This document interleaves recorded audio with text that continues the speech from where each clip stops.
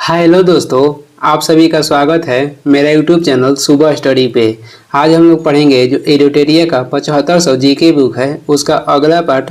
तो चलिए शुरू करते हैं। इसमें पहला क्वेश्चन हो जाएगा। पहला क्वेश्चन है, भरहुत का स्तूप किस राजवंश की कला का शुद्ध उदाहरण है? तो ये किस राजवंश के है? तो ये है शुंगकालीन स्थापत्य कला का ये उदाहरण है। जो भरहुत स्तूप है इसका निर्माण करवाए थे पुष्यमित्र शुंग और ये शुंग वंश के संस्थापक थे। रेशम मार्ग या शक संवत की शुरुआत किसने किया था? तो ये किए थे कनिष्क, जो कि कुषाण वंश के प्रतापी शासक थे। शक संवत की शुरुआत कनिष्क ने 78 ईस्वी में किए थे। नटराज के जो मंदिर है ये चोल स्थापत्य कला का उदाहरण है। नालंदा विश्वविद्यालय की स्थापना कुमार गुप्त के शासनकाल में हुआ था, जो कि गुप्त काल के स्थापत्य कला का उदाहरण है। आगे देख लेंगे। 2 नंबर क्वेश्चन हो जाएगा। वेदों का इनमें से कौन सा अंग जटिल शब्दों के अर्थ एवं व्याख्या के लिए प्रसिद्ध है? तो ये शब्द हो जाएगा निरुक्त। ये शब्द कौन सा है? तो निरुक्त। वेदों की कुल संख्या कहेगा तो 4 हो जाएगा। वेदांग की कुल संख्या कितना है? तो 6। और पुराण की टोटल संख्या कहेगा तो 18 हो जाएगा। पुराण की रचना किसने किया था? तो लोमहर्ष एवं उग्रसर्वा मिलकर पुराण की रचना किए थे। सबसे पुराना पुराण कहेगा तो मत्स्य पुराण हो जाएगा। भारत का सबसे प्राचीन धर्म ग्रंथ कौन सा है? तो ये हो जाएगा वेद। भारत के सबसे प्राचीन धर्म ग्रंथ वेद हो जाएगा। आगे देख लेंगे। अगला क्वेश्चन हो जाएगा 3 नंबर। भारत में पाषाणकालीन शिला चित्रकारी कहाँ पाई जाती है? तो ये पाई जाती है भीमबेटका गुफा में, जो कि मध्य प्रदेश के रायसेना में स्थित है। और बाघ की गुफाएं भी ये भी मध्य प्रदेश में स्थित है। नालंदा विश्वविद्यालय की स्थापना कुमार गुप्त किए थे, जिसका विनाश कौन किए थे? तो कुतुबुद्दीन ऐबक के सेनापति बख्तियार खिलजी। एलिफेंटा के जो गुफा है कहाँ पे स्थित है? तो ये महाराष्ट्र में स्थित है, जिसे राष्ट्रकूट वंश के शासक ने बनवाए थे।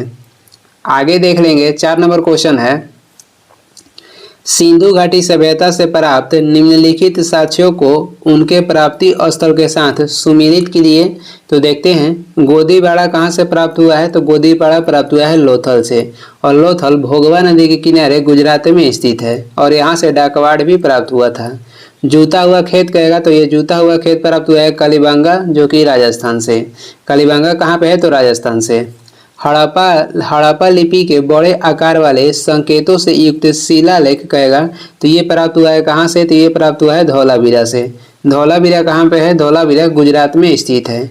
और 3 भाग में विभक्त होने वाला जो स्थल धौलावीरा था, जो कि ये 3 भाग में विभक्त था। और यहाँ से जल प्रबंधन के साक्ष्य भी प्राप्त हुआ है। हल की टेराकोटा प्रतिकृति कहाँ से प्राप्त हुआ है? तो ये बनवाली हरियाणा से। मिट्टी के बना हुआ हल जो था ये बनवाली हरियाणा से इसका साक्ष्य प्राप्त हुआ है। आगे देख लेंगे। आगे हो जाएगा 5 नंबर। संत कबीर निम्न में से किसके शिष्य थे? तो जो संत कबीर थे ये रामानंद के शिष्य थे। किसके शिष्य थे? तो रामानंद के। रामानंद भक्ति आंदोलन को दक्षिण भारत से उत्तर भारत लाए थे। रामानंद भक्ति आंदोलन को दक्षिण भारत से उत्तर भारत लाए थे। रामानुज कौन थे? तो ये गणितज्ञ थे, भारतीय गणितज्ञ थे। बीजक की रचना किसने किया था? तो बीजक कबीर ने बीजक की रचना की थी। तुकाराम किसके समकालीन थे? तो ये जहांगीर के समकालीन थे। चैतन्य प्रभु का जन्म कहाँ पे हुआ था? तो पश्चिम बंगाल में हुआ था। और ये भी भक्ति से जुड़े थे। 6 नंबर हो जाएगा। ऋग्वेद की कौन सी एकमात्र शाखा है जो वर्तमान में भी उपलब्ध है? तो ये हो जाएगा शाकल। ऋग्वेद की कौन सी एकमात्र शाखा है जो वर्तमान में भी उपलब्ध है? तो ये हो जाएगा शाकल। ऋग्वेद में टोटल कितने मंडल का उल्लेख है? तो 10 मंडल। जो ऋग्वेद के तीसरा मंडल है इसमें सूर्य देवता सावित्री का उल्लेख है, जिसकी रचना किए थे विश्वामित्र। 7वां मंडल में किसका उल्लेख है? तो जो दशराज युद्ध हुआ था इसका उल्लेख 7वां मंडल में मिलता है।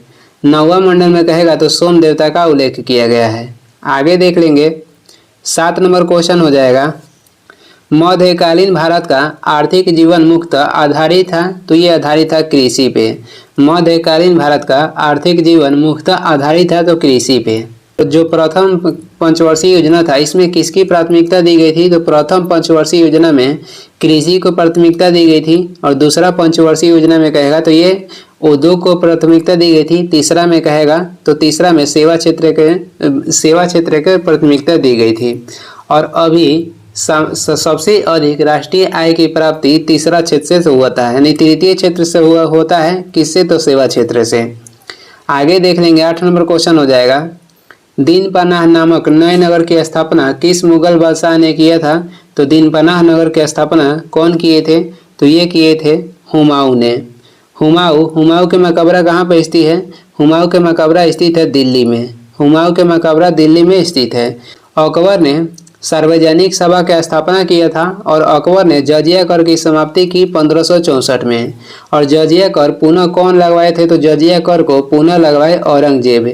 और इनके शासनकाल में हिंदू मनसबदारों की सर्वाधिक संख्या थी। कितना? तो टोटल 20 थी। जजिया कर को पुनः किसने लागू किया? तो औरंगजेब लागू किए थे 1679 में। अशोक के कौशाम्बी जो स्तंभ अभिलेख है, इसमें किस मुगल शासक कहेगा उल्लेख किया गया है? तो जहांगीर के उल्लेख किया गया है।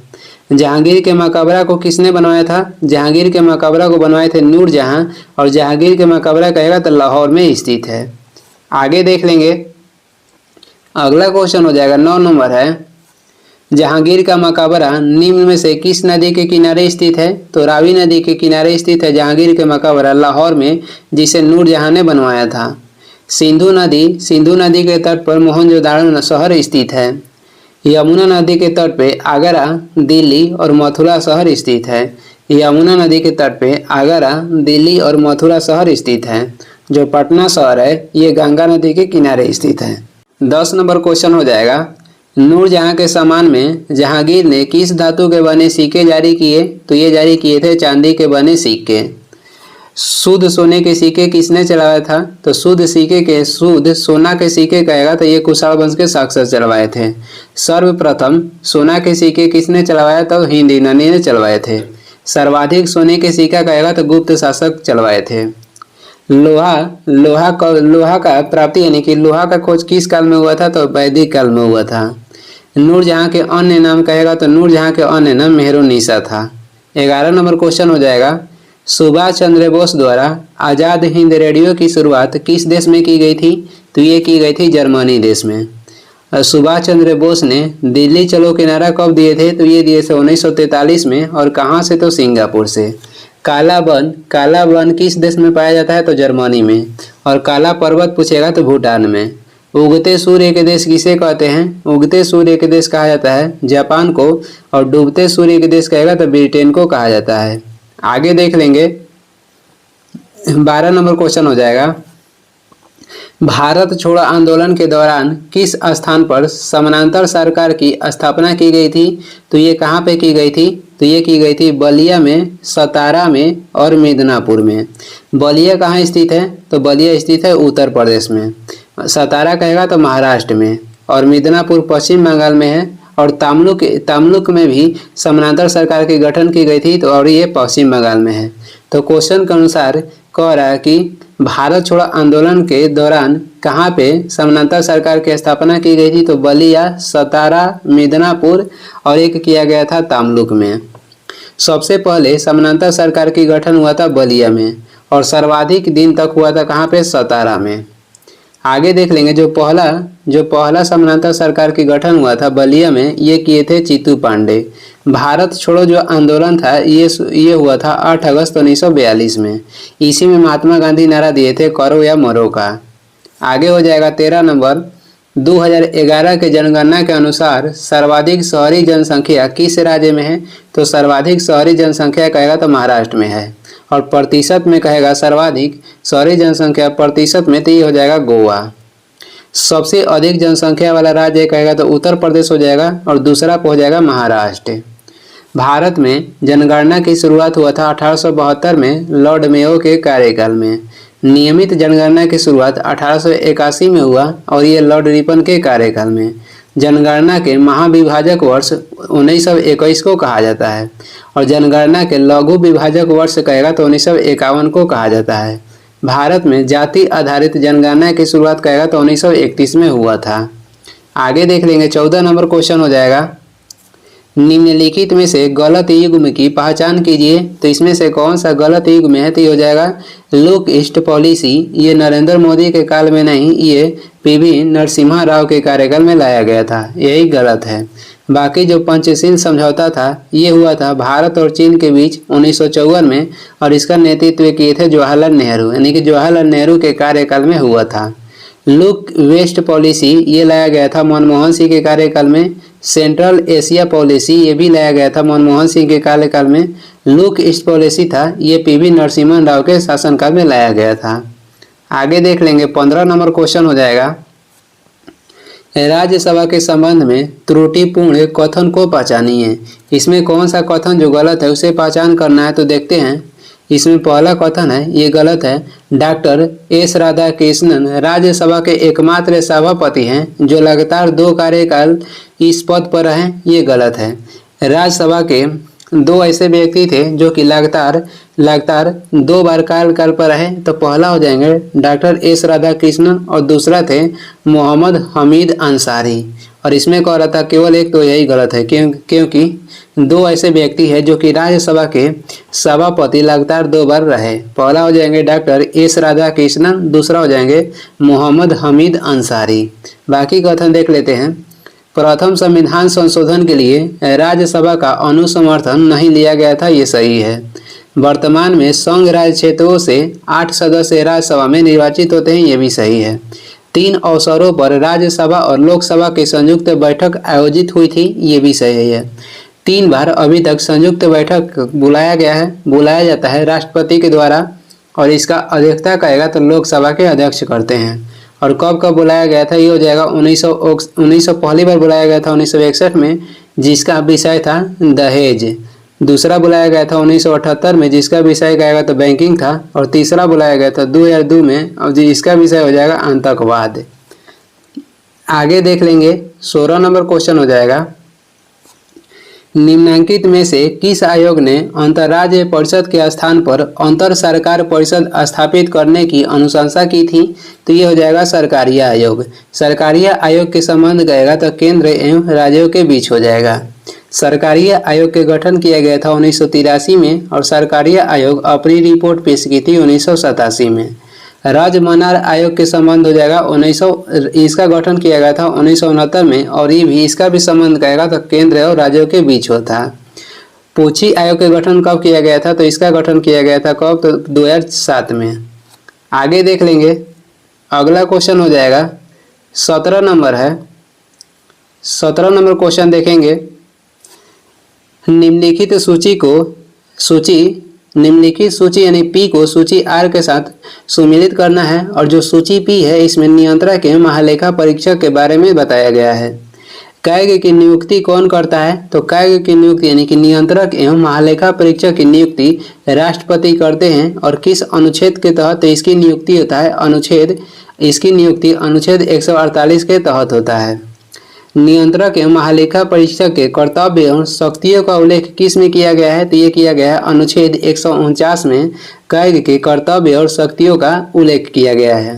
संघ एवं राज्यों के खातों का प्रपत्र जो है किस में है? तो ये है अनुच्छेद 150 में। ऑडिट रिपोर्ट इसका उल्लेख किस में मिलता है? तो अनुच्छेद 151 में मिलता है। नियंत्रक एवं महालेखा परीक्षक की जो रिपोर्ट का कौन जांच करता है? तो नियंत्रक एवं महालेखा परीक्षक की जो रिपोर्ट है उसे जांच करता है लोकलेखा समिति। लोकलेखा समिति गठन हुआ था 1921 में। लोकलेखा समिति इसका रिपोर्ट जांच कर किसे पेश करता है? तो राष्ट्रपति को पेश करता है, और राष्ट्रपति इस रिपोर्ट को संसद के समक्ष रखते हैं। आगे देख लेंगे, आगे हो जाएगा 18 नंबर क्वेश्चन है। सूचना का अधिकार अधिनियम की निम्नलिखित में से कौन सी धारा केंद्रीय सूचना आयोग के कार्य और शक्तियों से संबंधित नहीं है? तो ये हो जाएगा धारा 12। और कौन सा कह रहा है कि संबंधित है? तो धारा 19, धारा 25 और धारा 18 ये संबंधित है। इसमें कह रहा था कौन सा धारा संबंधित नहीं है? तो ये धारा 12 ये संबंधित नहीं है। सूचना का अधिकार अधिनियम यानी कि RTI लागू हुआ था भारत में पहली बार 2005 में, और पहला राज्य हो जाएगा राजस्थान। 19 नंबर हो जाएगा भारत के संविधान के भाग 21 में अनुच्छेद 371 में कुल कितने राज्यों के लिए विशेष प्रावधान किया गया है? तो टोटल 12 राज्यों के लिए विशेष प्रावधान किया गया है। वही भाग 20 में कहेगा तो भाग 20 में संविधान संशोधन के बारे में उल्लेख किया गया है, जो कि लिया गया है साउथ अफ्रीका के संविधान से, और इसका उल्लेख अनुच्छेद कहेगा तो अनुच्छेद 368 में मिलता है। आगे देख लेंगे 20 नंबर हो जाएगा उपराष्ट्रपति के पुनः निर्वाचन के संबंध में। उपराष्ट्रपति के पुनः निर्वाचन के संबंध में संविधान पूर्णतः मौन है। क्या है? तो संविधान पूर्णतः क्या है? तो मौन है। उपराष्ट्रपति राज्यसभा के सभापति होते हैं अनुच्छेद 64 के तहत, और राष्ट्रपति के न रहने पे उपराष्ट्रपति राष्ट्रपति के स्थान पर कार्य करेंगे। इसका उल्लेख मिलता है अनुच्छेद 65 में। 21 नंबर हो जाएगा एल्ब नदी और राइन नदी किस सागर में अपना जल गिराती है? तो एल्ब नदी और राइन नदी कह रहा है कि किस सागर में अपना जल गिराती है? तो ये गिराती है उत्तरी सागर में। उत्तरी सागर और बाल्टिक सागर को कौन सा नहर जोड़ता है? तो ये जोड़ता है कील नहर। राइन नदी को तेल नदी के नाम से भी जानते हैं। राइन नदी को तेल नदी के नाम से भी जानते हैं। डेलूब नदी कहेगा डेनूब नदी कहाँ पे गिरती है? तो ये गिरती है काला सागर में। आगे देखेंगे 22 नंबर हो जाएगा निम्नलिखित में से किस महाद्वीप में मरुस्थलीकरण की समस्या न्यूनतम है? तो ये हो जाएगा यूरोप महाद्वीप। यूरोप महाद्वीप में एक भी मरुस्थल नहीं है, और ऑस्ट्रेलिया जो महाद्वीप में है इसमें एक भी ज्वालामुखी नहीं पाई जाती है। यूरोप महाद्वीप में एक भी मरुस्थल नहीं पाया जाता है, और ऑस्ट्रेलिया महाद्वीप में एक भी ज्वालामुखी नहीं पाया जाता है। प्रायद्वीपीय महाद्वीप किसे कहते हैं? तो यूरोप महाद्वीप को प्रायद्वीपीय महाद्वीप कहते हैं। मानव के घर किस महाद्वीप को कहते हैं? तो एशिया महाद्वीप को मानव के घर कहा जाता है। काला महाद्वीप किसे कहते हैं? तो अफ्रीका महाद्वीप को काला महाद्वीप कहते हैं। 23 नंबर हो जाएगा भारत में ओरंग टाइगर रिजर्व कहाँ पे स्थित है? तो ये स्थित है असम में। और काजीरंगा नेशनल पार्क ये भी असम में स्थित है, और ये प्रसिद्ध है एक सींग वाले गैंडा के लिए। कवल जो टाइगर रिजर्व है ये स्थित है तेलंगाना में। कवल टाइगर रिजर्व तेलंगाना में स्थित है। और the great Himalayan tiger reserve कहेगा तो हिमाचल प्रदेश में है। पेंच राष्ट्रीय उद्यान ये महाराष्ट्र और मध्य प्रदेश के सीमा पर स्थित है। आगे देख लेंगे 24 नंबर हो जाएगा परवाल भीति से संबंधित निम्न जन सिद्धांत किसने प्रतिपादित किया था? तो ये किए थे डार्विन। डार्विन ने ही उत्तरजीविता के सिद्धांत दिए थे। चार्ल्स डार्विन ने ही उत्तरजीविता के सिद्धांत दिए थे, और परवाल भीति से संबंधित निम्न जन सिद्धांत को भी ये प्रस्तावित किए थे। परवाल भीति से कौन सा द्वीप बना है? तो जो लक्षद्वीप का निर्माण हुआ है ये हुआ है परवाल भीति से। लक्षद्वीप स्थित है अरब सागर में, और इसमें टोटल द्वीपों की संख्या कहेगा तो 36 हो जाएगा। और सबसे बड़ा द्वीप हो जाएगा तो ऑड्रेट, और सबसे छोटा द्वीप कहेगा तो बिट्रा हो जाएगा। 25 नंबर है समुद्री जल लवणता में विश्वव्यापी भिन्नता का सही औसत परिसर या रेंज निम्नलिखित में से कौन सी है? तो ये हो जाएगा 34% से 37%। समुद्री जल लवणता में विश्वव्यापी भिन्नता का सही औसत परिसर या रेंज निम्नलिखित में से कौन सी है? तो 34% से 37%।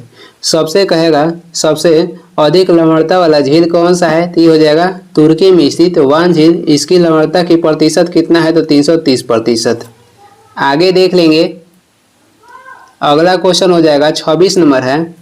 26 नंबर है सूची 1 को सूची 2 के साथ सुमिलित करना है। सूची 1 में है धार्मिक समुदाय, और सूची 2 में है जनसंख्या हिस्सेदारी, यानी कि उस समुदाय के जनसंख्या हिस्सेदारी 2011 के जनगणना के अनुसार बताना है। ईसाई की जनसंख्या प्रतिशत कितना है? तो ईसाई धर्म के जनसंख्या प्रतिशत हो जाएगा 2.3%। बौद्ध धर्म के जनसंख्या प्रतिशत हो जाएगा 0.7%। और सिख धर्म के जनसंख्या प्रतिशत कितना है? तो 1.72%। जैन धर्म के हो जाएगा 0.4%। सबसे अधिक इसमें कहेगा तो ईसाई हैं, और सबसे कम कह देगा तो हो जाएंगे जैन। बौद्ध धर्म के संस्थापक कौन थे? तो बौद्ध धर्म के संस्थापक हो जाएंगे गौतम बुद्ध। सिख धर्म के संस्थापक हो जाएंगे गुरु नानक। जैन धर्म के संस्थापक कहेगा तो ऋषभ देव थे, और वास्तविक संस्थापक हो जाएंगे महावीर। आगे देख लेंगे 27 नंबर है किसी वस्तु का विस्थापन जो होता है, तो किसी वस्तु का विस्थापन ये सभी हो सकता है, यानी कि ऋणात्मक भी हो सकता है, धनात्मक भी और शून्य भी। किसी वस्तु का विस्थापन धनात्मक, ऋणात्मक और शून्य ये तीनों हो सकता है। 28 नंबर है किसी पीले कागज को लाल किरणों में से गुजारने पर अग्रलिखित में से कौन सा रंग प्राप्त करेगा? तो किसी पीले कागज को लाल किरण से गुजारेंगे तो ये रंग प्राप्त करेगा काला। पीला और नीला मिलकर क्या बनता है? तो पीला और नीला रंग मिलकर ये हरा बनता है। पीला और नीला रंग मिलकर क्या बनता है? तो हरा बनता है। और नीला, हरा और लाल रंग मिलकर बनता है सफेद। आगे देख लेंगे 29 नंबर क्वेश्चन हो जाएगा, यदि पृथ्वी की घूमने की गति बढ़ा दी जाए तो भूमध्य रेखा पर पिंड का वजन क्या होगा? तो भूमध्य रेखा पर पिंड का वजन घट जाएगा। यदि पृथ्वी की घूमने की गति बढ़ा दी जाए तो भूमध्य रेखा पर पिंड का जो वजन है घट जाएगा और गुरुत्वाकर्षण बल का मान भी घट जाता है। 30 नंबर हो जाएगा, जल गैस मुख्यतः किसकी मिश्रण होता है? तो जल गैस हाइड्रोजन और कार्बन मोनोऑक्साइड का मिश्रण होता है। CO प्लस H2 के मिश्रण होता है जल गैस। वही कहेगा प्रोड्यूसर गैस, तो producer gas CO plus N2 का मिश्रण होता है, यानी कि कार्बन मोनोऑक्साइड और नाइट्रोजन के मिश्रण होता है प्रोड्यूसर गैस। आगे देख लेंगे 31 नंबर है, सूची 1 को सूची 2 के साथ सम्मिलित करना है। सूची 1 में ईंधन गैस है और सूची 2 में प्रमुख अव्यय है, उसे सम्मिलित करना है। CNG में प्रमुख अव्यय कौन सा है? तो मीथेन, इथेन और हाइड्रोजन। CNG में कौन कौन सा प्रमुख अव्यय है? तो मीथेन हो जाएगा, इथेन हो जाएगा, हाइड्रोजन हो जाएगा। कोल गैस कहेगा किसका मिश्रण है? तो कोल गैस मिश्रण हो जाएगा हाइड्रोजन, मीथेन व कार्बन मोनोऑक्साइड का, यानी कि CO plus H2 plus CH4 यानी कि मीथेन का मिश्रण हो जाएगा कोल गैस। LPG किसका अव्यय है? तो LPG का अव्यय हो जाएगा प्रोपेन और ब्यूटेन। LPG के कहेगा किसका मिश्रण है? तो प्रोपेन और ब्यूटेन का, या LPG के प्रमुख अव्यय हो जाएगा प्रोपेन व ब्यूटेन। भाप अंगार गैस ये किसका मिश्रण है? तो CO प्लस H2 का, इसे जल गैस भी कहते हैं। आगे देखेंगे सबसे भारी गैस कहेगा तो रेडॉन हो जाएगा। सबसे भारी गैस रेडॉन है और सबसे हल्का गैस में कहेगा तो हाइड्रोजन और हीलियम दोनों हो जाएगा। वायुमंडल में रेडॉन जो गैस है ये नहीं पाई जाती है। रेडॉन एक अक्रिय गैस है और ये सबसे भारी गैस है और इसी कारण ये वायुमंडल में नहीं पाया जाता है। और वायुमंडल में पाई जाने वाली सबसे अधिक मात्रा में अक्रिय गैस कौन सी है? तो ये हो जाएगा आर्गन। इसकी मात्रा होता है 0.93%। आगे देख लेंगे 32 नंबर क्वेश्चन है, निम्नलिखित प्रक्रमों में से कौन सा एक रासायनिक अपक्षयण का भाग नहीं है? तो कह रहा है कि निम्नलिखित प्रक्रमों में से कौन सा एक रासायनिक अपक्षयण का भाग नहीं है? तो ये नहीं है लवण क्रिस्टल विकास, ये रासायनिक अपक्षयण का भाग नहीं है। कौन कौन सा है? तो जलयोजन हो जाएगा, उपचयन हो जाएगा और विलयन हो जाएगा। आगे देख लेंगे 33 नंबर क्वेश्चन हो जाएगा, निरापद दिया सलाई के विनिर्माण में लाल फास्फोरस का उपयोग होता है, ऐसा इस तथ्य के कारण होता है कि साधारण तापमान पर यह फास्फोरस की अन्य किस्मों से कम अभिक्रियाशील होता है। कह रहा है कि निरापद दिया सलाई के विनिर्माण में लाल फास्फोरस का उपयोग होता है, ऐसा इस तथ्य के कारण होता है कि साधारण तापमान पर यह फास्फोरस की अन्य किस्मों से कम अभिक्रियाशील होता है। भारत में पहला दिया सलाई के कारखाना की स्थापना कहाँ पे किया गया था? तो भारत में पहला दिया सलाई कारखाना की स्थापना अहमदाबाद में किया गया था 1921 में। आगे देख लेंगे 34 नंबर हो जाएगा, बेकिंग सोडा के संबंध में निम्नलिखित में से कौन सा कथन सही नहीं है? तो बेकिंग सोडा के संबंध में कह रहा है कौन सा कथन सही नहीं है? तो यह एक सछांसी क्षारक है, ये सही नहीं है क्योंकि बेकिंग सोडा एक क्षारीय लवण है। बाकी कथन देख लेते हैं, बेकिंग सोडा के बारे में बाकी कथन देखते हैं। इसका प्रयोग सोडा अम्ल अग्निशामक में होता है, ये सही है। यह भोजन पकाने की क्रिया को तीव्रतर करने के लिए मिलाया जाता है, ये भी सही है। यह अमाशय में अम्ल के अधिक्य को निश्चय प्रभावी करता है, ये भी सही है। जो बेकिंग सोडा है इसका सूत्र हो जाएगा, रासायनिक सूत्र बेकिंग सोडा का रासायनिक सूत्र हो जाएगा NaHCO3। वही ब्लीचिंग पाउडर के कहेगा रासायनिक सूत्र क्या है? तो ये हो जाएगा CaOCl2। बेकिंग सोडा का रासायनिक सूत्र हो जाएगा NaHCO3, ब्लीचिंग पाउडर के रासायनिक सूत्र हो जाएगा CaOCl2। आगे हो जाएगा 35 नंबर है, mRNA वैक्सीन का संबंध निम्न में से किससे है? तो mRNA वैक्सीन के संबंध हो जाएगा कोरोना वायरस से। खसरा रोग किससे होता है? तो वायरस से होता है, और पोलियो रोग भी वायरस के कारण होता है। वायरस जो है ये विश्व के सबसे सूक्ष्मतम जीव है। वायरस विश्व के सबसे सूक्ष्मतम जीव है। वायरस के खोज हुआ था 1892 में, और ये किए थे इवनास्की, जो कि रूस के वैज्ञानिक थे। 36 नंबर हो जाएगा, फेफड़ों के आवरण को क्या कहा जाता है? तो फेफड़ों के आवरण को फुफ्फुस झिल्ली कहा जाता है। फेफड़े के आवरण को फुफ्फुस झिल्ली कहते हैं। 37 नंबर हो जाएगा, निम्नलिखित में से कौन सा पाचक एंजाइम है? तो इसमें सभी पाचक एंजाइम है, टाइलिन, पेप्सिन और ट्रिप्सिन। ट्रिप्सिन ये प्रोटीन के पाचन में सहायता करता है। पेप्सिन जो एंजाइम है ये जठर रस से निकलता है और ये प्रोटीन को पॉलीपेप्टाइड में बदलता है। टाइलिन ये लार में पाए जाने वाली हार्मोन है और ये स्टार्च को पाचन करता है। 38 नंबर हो जाएगा, पशुओं को दिए जाने वाला कौन सा दर्द निवारक भारत में गिद्धों के लगभग विलुप्त होने का उत्तरदायी है? तो ये हो जाएगा डाइक्लोनोफेनेक। पशुओं को दिए जाने वाला कौन सा दर्द निवारक भारत में गिद्धों के लगभग विलुप्त होने के लिए उत्तरदायी है? तो ये दवा हो जाएगा डाइक्लोफिनेक। एसिटोफिनोन क्या है? तो ये पैरासीटामोल का भाग है। आगे देख लेंगे, अगला क्वेश्चन हो जाएगा 39 नंबर, निम्नलिखित में से कौन सी एक स्वापक पीणहारी औषधि है? तो ये हो जाएगा मॉर्फिन। क्वेश्चन कह रहा है कि निम्नलिखित में से कौन सा एक स्वापक पीणहारी एनाल्जेसिक औषधि है? तो ये हो जाएगा मॉर्फिन। एस्पिरिन क्या है? तो ये दर्द निवारक दवा है। पैरासीटामोल भी दर्द निवारक दवा है जो कि बुखार और दर्द में दिया जाता है। आगे देखेंगे 40 नंबर हो जाएगा, मानव शरीर में इंसुलिन इनमें से कौन सा कार्य करता है? तो मानव शरीर में इंसुलिन के कार्य हो जाएगा, यह नियंत्रित करता है कि शरीर को ग्लूकोज एवं वसा का उपयोग और संग्रहण कैसे करना है। मानव शरीर में इंसुलिन का कार्य यह नियंत्रित करता है कि शरीर को ग्लूकोज एवं वसा का उपयोग और संग्रहण कैसे करना है। इंसुलिन के अल्प स्राव से कौन सा रोग होता है? तो मधुमेह रोग होता है। यह हृदय को साफ और शुद्ध रक्त की आपूर्ति करता है, तो ये करता है धमनी। आगे देखेंगे 41 नंबर क्वेश्चन हो जाएगा, मेगा ग्लोबलास्टिक एनीमिया किस विटामिन की कमी के कारण होता है? तो ये होता है विटामिन B9 और विटामिन B12 यानी कि दोनों के कारण। विटामिन B9 के रासायनिक नाम कहेगा तो फोलिक अम्ल हो जाएगा, और विटामिन B12 के रासायनिक नाम हो जाएगा साइनोकोबालामिन। विटामिन C के रासायनिक नाम है, विटामिन C के रासायनिक नाम हो जाएगा एस्कॉर्बिक अम्ल, और इसके कमी से अस्कार्बी रोग होता है।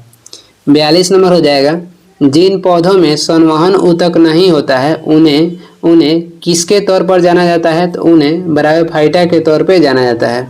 और संवहनीय ऊतक के अंतर्गत कौन आता है? तो कवक और शैवाल संवहनीय ऊतक के अंतर्गत आता है। इसी की कमी होता है ब्रायोफाइटा में। जो टेरिडोफाइटा के पौधे होते हैं ये उगते हैं नम एवं छायादार स्थान पे। जो टेरिडोफाइटा के पौधे होते हैं ये उगते हैं नम एवं छायादार स्थान पे। आगे देख लेंगे, अगला क्वेश्चन है, रस संवेद ग्राही खाली स्थान के संसूचन के लिए उत्तरदायी होते हैं? तो ये स्वाद के संसूचन के लिए उत्तरदायी होते हैं। रस संवेदी ग्राही ये स्वाद के संसूचन के लिए उत्तरदायी होते हैं। 44 नंबर है, निम्न में कौन एक अजैविक घटक का उदाहरण नहीं है? तो जो हरा पौधा है ये अजैविक घटक का उदाहरण नहीं है, बल्कि ये जैविक घटक के उदाहरण है। बाकी जो जल हो गया, मृदा हो गया और सूर्य के प्रकाश, ये तीनों अजैविक घटक का उदाहरण है। आगे हो जाएगा 45 नंबर, हमारे शरीर में वसा संचायक ऊतक कौन सा है? तो हमारे शरीर में वसा संचायक ऊतक हो जाएगा एडिपोज ऊतक। हमारे शरीर में वसा का संचय करने वाला ऊतक हो जाएगा एडिपोज ऊतक। और एपिथेलियम ऊतक क्या है? तो ये अंगों का रक्षा करता है और अंगों को यांत्रिक में यह सहायता करता है। एपिथेलियम ऊतक अंगों की रक्षा करता है और अंगों के यांत्रिक में सहायता करता है।